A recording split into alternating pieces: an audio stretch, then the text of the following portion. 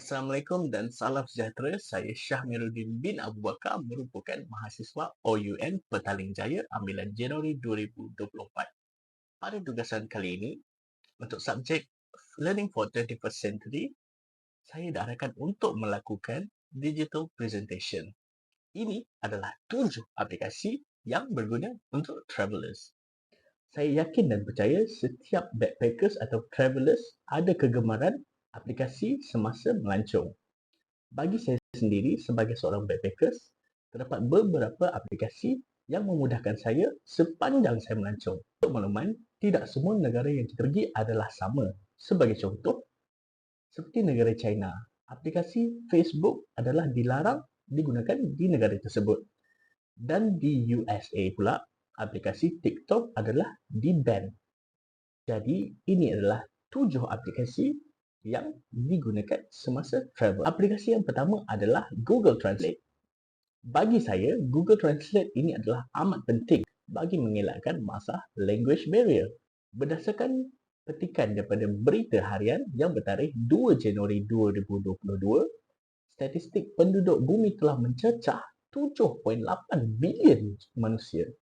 Dan untuk makluman, berdasarkan statistik Jabatan Perangkaan Malaysia, penduduk Malaysia sahaja telah mencapai 33.8 juta pada tahun 2023. Ini jelas menunjukkan terdapat perbezaan daripada bahasa dan adat jika kita travel ke luar negara.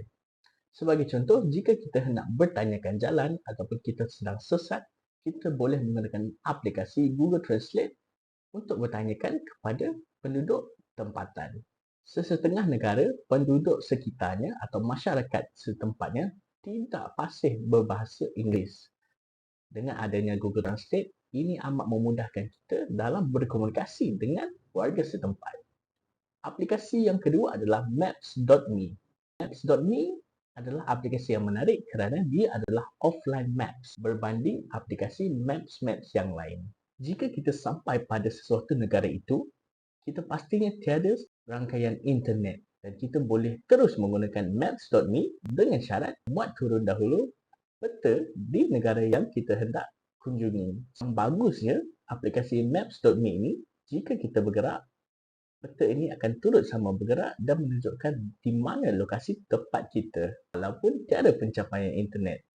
Aplikasi yang ketiga adalah XE Currency. Bagi saya, personal favorite adalah XE Currency kerana ia sangat simple dan mesra pengguna. XE Currency mempunyai keseluruhan mata wang di dunia. Contohnya, jika kita pergi ke Thailand, kita boleh melihat jurang perbezaan antara duit Malaysia dan duit Thailand. Untuk makluman, mata wang utama yang ditunjukkan di dalam aplikasi adalah Australia Dollar. Aplikasi yang seterusnya adalah GrabCar. Yang bagusnya berkenaan GrabCar, ia adalah aplikasi yang hampir terdapat di seluruh dunia. Kebanyakan negara-negara ASEAN seperti Thailand, Vietnam, Indonesia, Filipina memang terdapat aplikasi GrabCar. Ini memudahkan perjalanan travelers, adalah aplikasi yang bagus untuk keluar waktu malam keluar dengan rasa yang selamat. Aplikasi yang kelima adalah Booking.com. Ada sesetengah orang menggunakan aplikasi Hotel.com, Expedia, Trivago, Agoda, tapi personal favorite bagi saya adalah Booking.com. Ianya menyeluruh daripada homestay, hostel, hotel 1 bintang hingga 5 bintang. Dan kebanyakan negara-negara sekarang menggunakan aplikasi Booking.com bagi memudahkan transaksi booking hotel dengan cara yang lebih selamat. Aplikasi yang keenam adalah Skyscanner. Ini memudahkan saya untuk membuat perbandingan tiket kapal terbang semasa hendak merancang ke sesuatu tempat. Contohnya, saya daripada Jepun ingin pergi ke Busan, Korea. Menggunakan aplikasi Skyscanner bagi compare harga yang jauh lebih murah mengikut kemampuan saya. Aplikasi yang terakhir adalah kad prepaid secara talian. Contoh, BigPay ataupun Wise.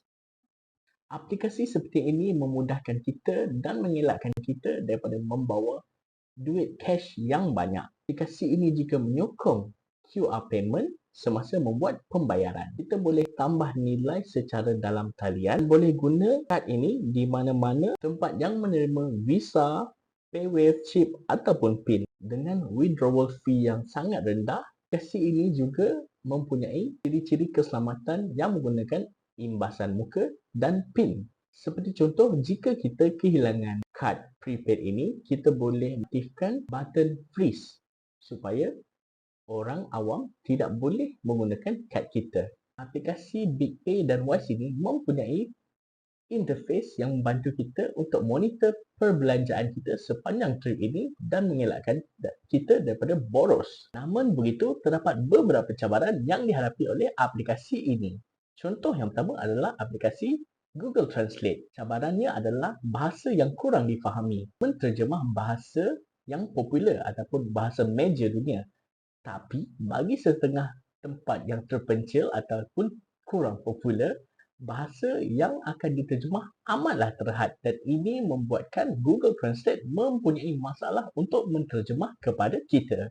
Contoh yang kedua adalah aplikasi Maps.me. Meskipun penggunaannya secara fully offline, namun begitu terdapat beberapa feature ataupun fungsi Maps yang memerlukan koneksi internet. Soalan yang seterusnya adalah berkaitan kestabilan aplikasi. Pengeluar aplikasi haruslah memastikan aplikasi boleh dikendalikan dengan pengguna yang banyak pada satu masa dan mengekalkan kestabilan aplikasi tersebut. Seterusnya adalah cabaran kualiti penggunaan user ataupun pengguna.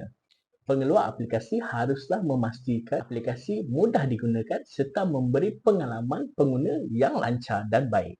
Cabaran yang terakhir adalah cabaran menjaga keamanan dan privasi pengguna. Pengeluar haruslah melindungi data pelanggan dan memastikan transaksi kewangan yang selamat bagi mengelakkan sebarang skamer dan penipuan kad kredit. Kesimpulannya, kesemua aplikasi yang telah saya terangkan ini mempunyai pro dan kontranya tersendiri. Dan ini adalah menjadi tanggungjawab pengguna iaitu awak, saya dan semua orang untuk menggunakan dengan cara yang berhemat. Semoga perkongsian saya pada kali ini memberi manfaat dan memberi idea kepada semua awak. Selamat melancong.